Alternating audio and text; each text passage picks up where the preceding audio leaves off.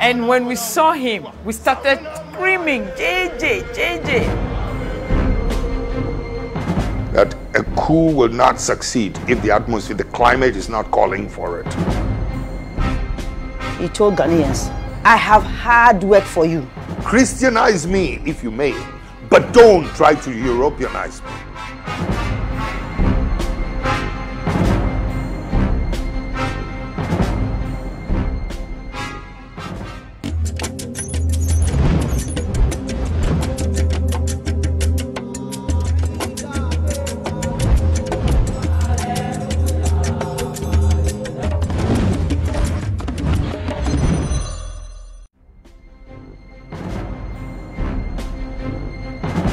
In June 1979, Ghana was at a crossroad.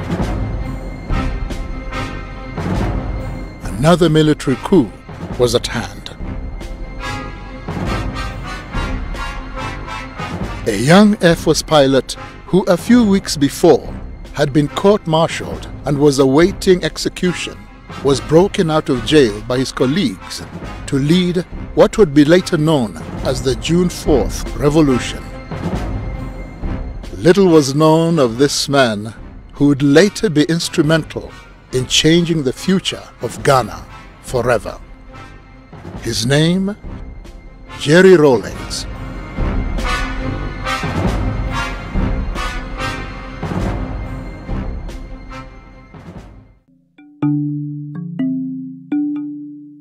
Jerry Rawlings was born in Accra, Ghana, on the 22nd of June 1947 to his mother Victoria Abok-Chui and his Scottish father James Ramsey.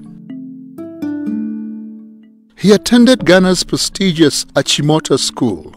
An elite school at the time, Achimota was founded on the principle of providing African students with the British model of a public education. The school boasts of an impressive alumni, with Ghana's first president Kwame Nkrumah, Gambia's Sadawada Jawara, and Zimbabwe's president Robert Mugabe, all being former students at different times in the school's history. I must say that it probably was one of the finest times of my life. You know, it's Motor School. It's a place to be proud of. I noticed him, yes, because he was very visible and bullied us even though we were in the same class. Not in a very bad way, but you know, bullying is bullying. And so you can't help but notice him. But I never thought that we'll come this far. By collective effort, that the nation's problems can be solved. Before his fame as a revolutionary, Jerry Rawlings was unknown to most of Ghana. In March 1968, he began his training as a pilot officer. I've wanted to fly from the age of 6. Honest. I was standing next to my mother, you know, in a compound house when the young man also in the house, you know, asked me what I'd like to be when I grew up. And I said, I'd like to be a pilot. And bang! My mother slapped me on the back. Oh, yes, yes. You'll be a doctor. You'll be a scientist. I mean, the whole house, the compound became quiet, shocked at what had just happened. I never gave up my dream. He graduated in January 1969 and was commissioned a pilot officer. And because of his exceptional skill, he won the coveted Speedbird Trophy. The Speedbird Trophy went to Lieutenant J.J. Rawlings for being the best Air Force cadet of the flying training school. I won the Speedbird Trophy. In those days, we didn't have televisions. You know, we had what they call the newsreels in movie houses. But my mother was not interested. He earned the rank of Flight Lieutenant in April of 1978. The early years of independence in Ghana were filled with great hope for the future, with the country's first president Kwame Nkrumah's leadership. set to catapult Ghana into a new era. But over the years, Nkrumah's regime became less accommodating and declared the nation a one-party state. While on a state visit to Vietnam and China in 1966, Nkrumah was deposed from power in a coup. I was at school, so how did the people around him, how did they conduct or misconduct themselves in such a way as to bring so much hatred to Dr. Kwame Nkrumah? What followed was a period of military coups, failed civilian governments that left the people dissatisfied. Widespread corruption made life difficult for the people of Ghana. This led to growing anger and resentment. Ghana then, everything was monopolized. I remember our basic food like beans and gari was only sold. I remember at that time Malata was sold by one woman. One, believe you me, one person was selling that, only one. There was no soap. Just bathing soap, there was none. Toothpaste, there was none. Nothing. No food. And we got to know that Ghana was almost just getting to a ground. But the point is that we have set the example. We have shown that we're capable of doing it. Jerry Rawlings came into the public eye when on the 28th of May 1979, Rawlings, together with 6 other soldiers, were arrested by the militia for an attempted coup d'etat on the government of General Fred Akufo. Rawlings appeared before a general court-martial charged with leading a squad of soldiers on the 15th of May 1979. I keep describing it as turning on the gas in a kitchen. That's how volatile it was. From a distance, all you needed to do was to ignite a match and throw it inside. And that's what I could have done in 79, 15th May. I was praying for the best. I also knew exactly what was going on in the country and knew that he had taken the flag for all of us. Therefore, if he had to die for his conviction, I knew he would prefer to do that. He was found guilty and awaiting execution. The trial was a public one that was meant to deter any future coups and was broadcast for all of Ghana to see and hear. They were, they were trading some things amongst themselves, the prosecution and the lawyers and whatnot, and severally and whatnot, those terms they use. So I got up and grabbed the microphone, said, I don't understand these terms and all that's going on, neither do my boys. And I'm just here, and I'm taking responsibility for everything that's happened, and to leave my men alone. But I wanted to make sure that they hear what I have to say first. He made an unforgettable speech in court and said, I am not an expert in economics, and I am not an expert in law, but I am an expert in working on an empty stomach, wondering when and where the next meal will come from. I know what it feels like going to bed with a headache for want of food in the stomach. He was an embodiment of the reaction, the disappointment, the great disappointment of the people of Ghana. Instead, the name Rawlings became the symbol of hope and deliverance for the people of Ghana. On the 4th of June of that same year, a mutiny by officers in support of his cause broke him out of jail, sparking the revolution. So what would that leave? Yao Graham was in university then and remembers the mood of the time.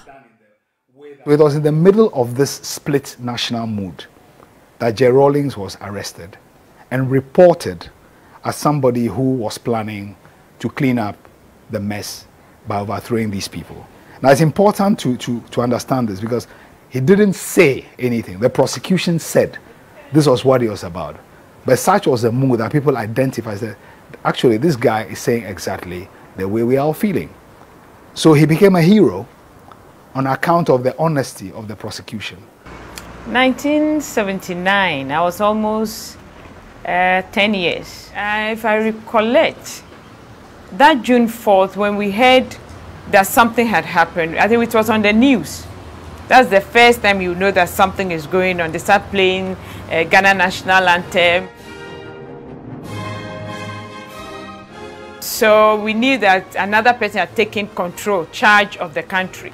But who, they were not really sure. Some people went and spied and realized that when he alighted from the helicopter, the men picked him up.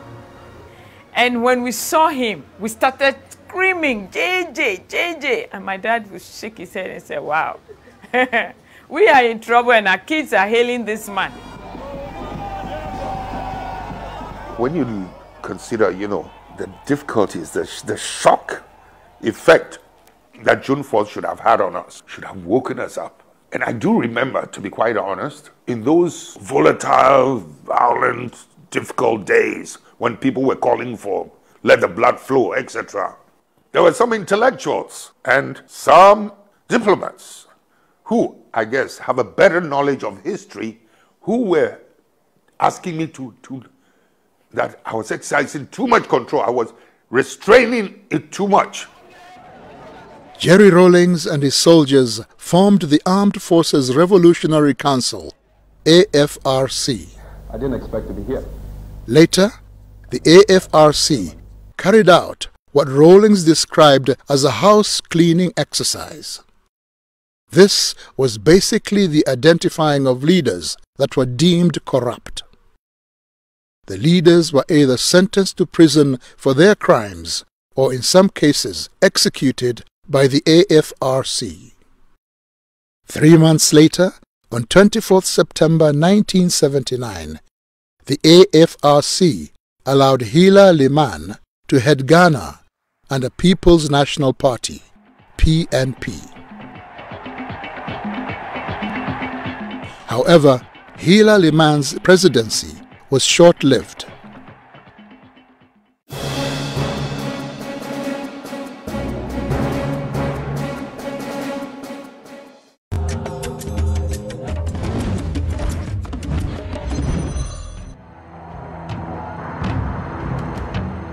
On 31st December 1981, after only 2 years as president, Liman's administration was cut short when Rawlings ousted him in yet another coup, claiming that his government was taking Ghana down a road of economic ruin.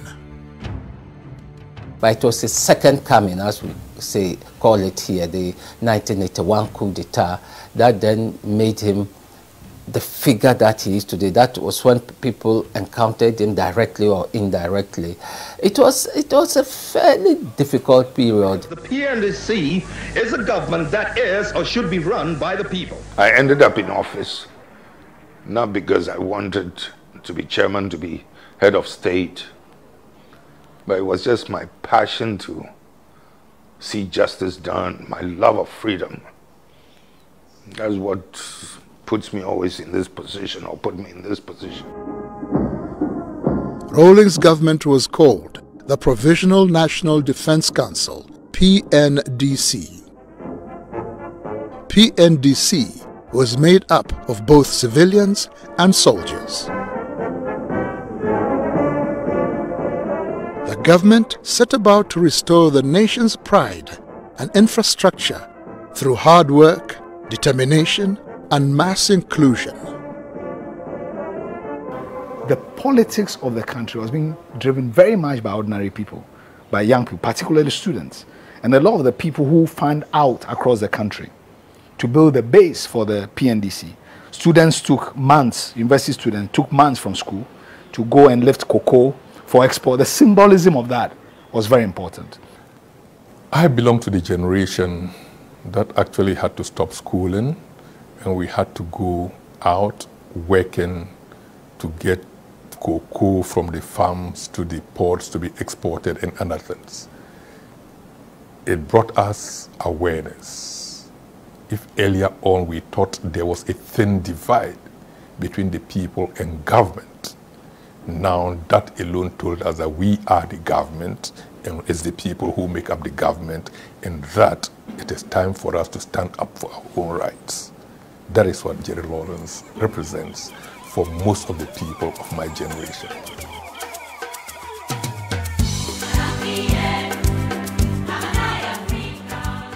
A hands-on leader, Rawlings ensured the rebuilding of Ghana would be shared by all. Soldier and civilian took part, with no task too big or too small.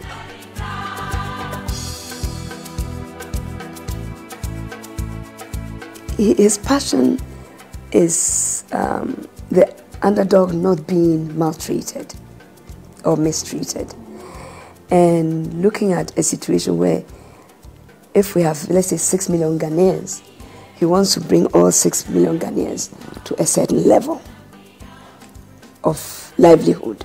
I know him to be a passionate man. He wants things done immediately.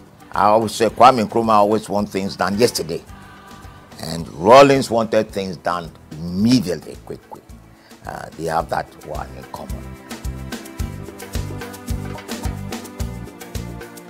He's the type who does not mind getting his hand dirty. He'll be passing here and maybe we are doing a cleanup. He'll come and join us. He'll just get and come and join you. He doesn't see himself as being above people. I remember one of the pictures. He was at Ashiama, cleaning gutter, and people were standing there folding their hands and looking at him inside the gutter. Your president. The young government was beginning to change the face of Ghana, but the economic reforms challenge they faced was one that caused Rawlings' rule to change drastically. I remember in 1983, before the budget was presented, that budget devalued Ghana's currency from 2.75 cedis to the dollar to 29 cedis to the dollar. Previous governments have been overthrown for much smaller devaluations. The long-term effect of these economic policies has been to worsen inequality.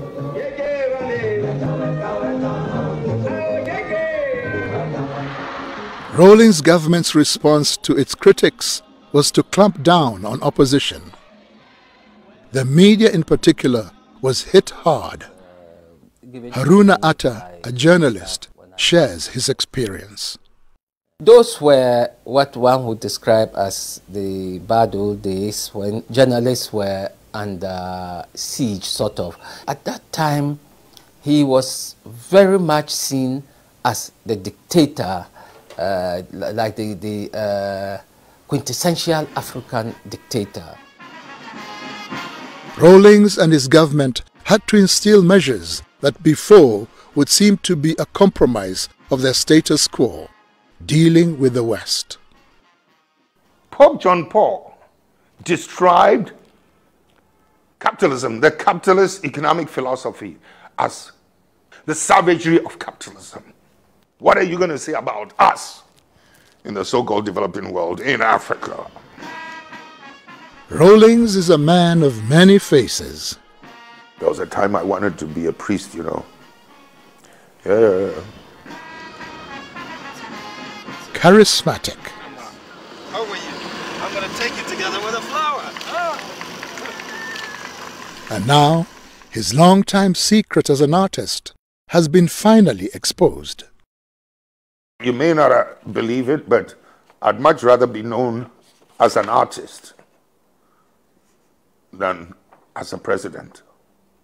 Just as I would much rather probably be known for flying skill than being a president.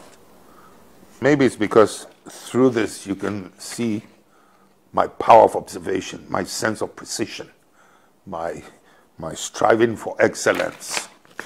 I don't know where you found this, but the point is I've kept quiet about this thing because I haven't done my wife's portrait yet, you know. If I'd done my wife's portrait also, I would have felt good about, displaying this.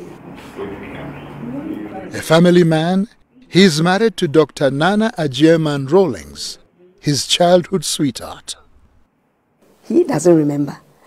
I remember the first place I met him in primary school at a school called Mrs. Sam's School.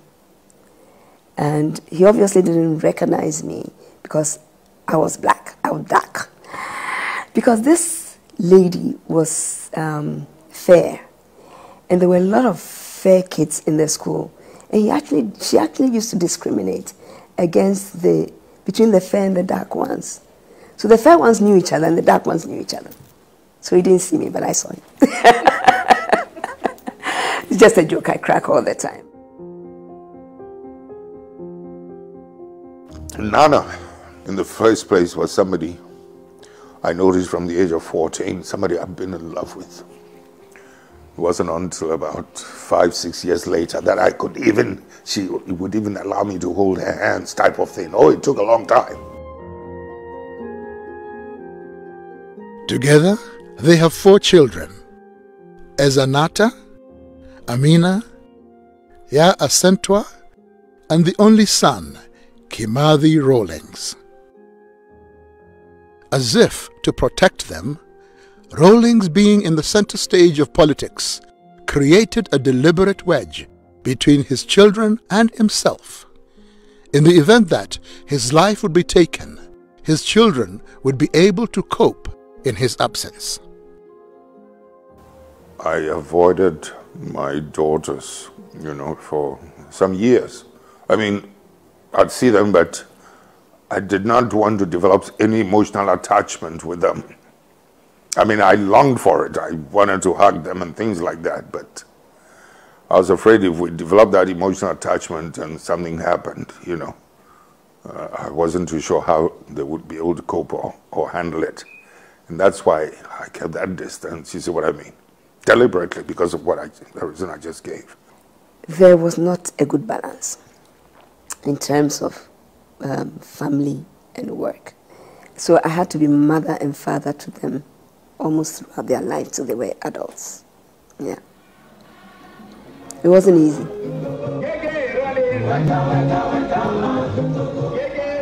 He is also famous for being stubborn. In being stubborn, mind you, while I was in high office as chairman of the PNDC within the revolution or head of state, my stubbornness did not translate itself into stopping our people from doing something that I felt would hurt us. One would sometimes allow it in order not to break the growing confidence in our people. They sometimes needed to make a mistake. My stubbornness did not stand in the way. In the early 1990s, the African continent began to experience a new wave of political structure, the return of multi-party politics. Much like the 1960s, as country after country gained independence from colonial powers, now the people wanted more.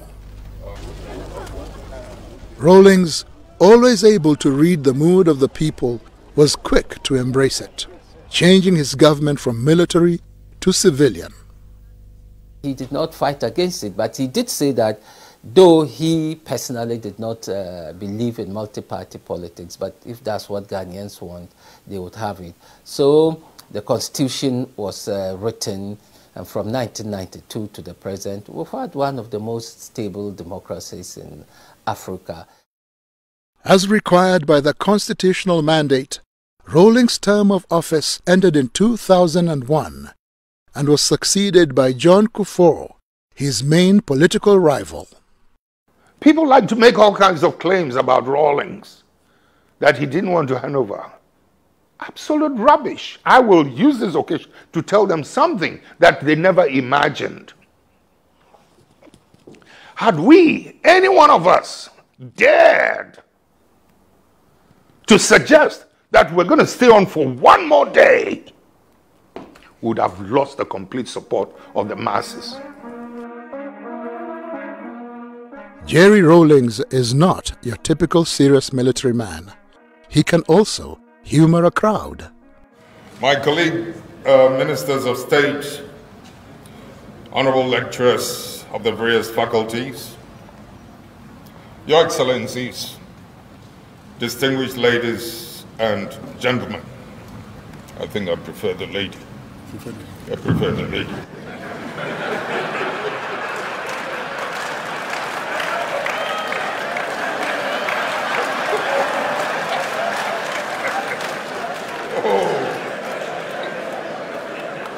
I mean, this little warmth you want to enjoy, he wants to come out.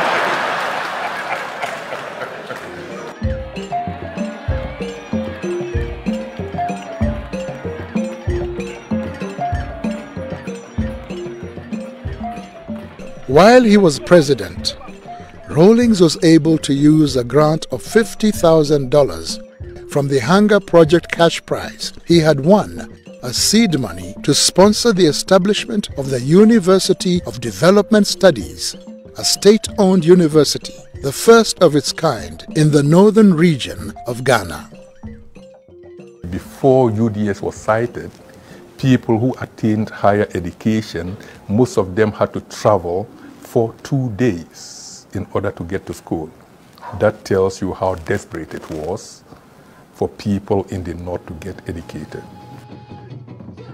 In 2010, Jerry Rawlings was named the African Union envoy to Somalia. I believe the African Union has every reason to feel proud.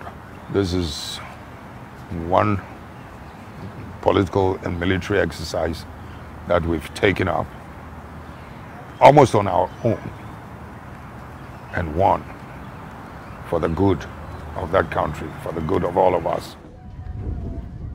During his time as envoy, Somalia, as well as other parts of Northeast Africa, experienced a catastrophic famine that the world called an emergency.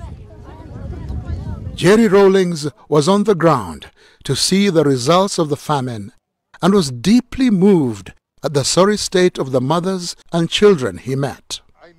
In an interview with CNN, Rawlings shared his distressful experience.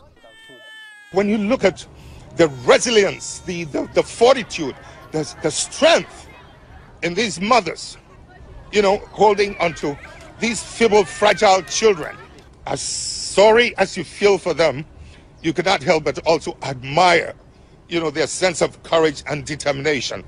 I mean, let's do what we can. You're clearly moved by what you saw.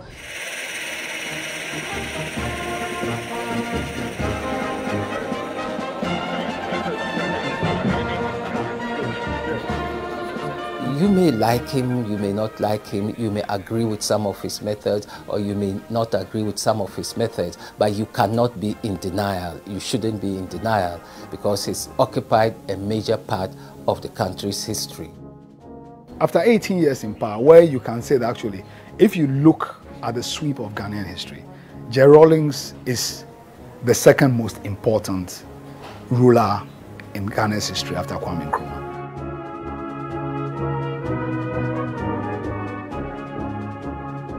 Nelson Mandela once said, "When a man has done what he considers to be his duty to his people and his country, he can rest in peace."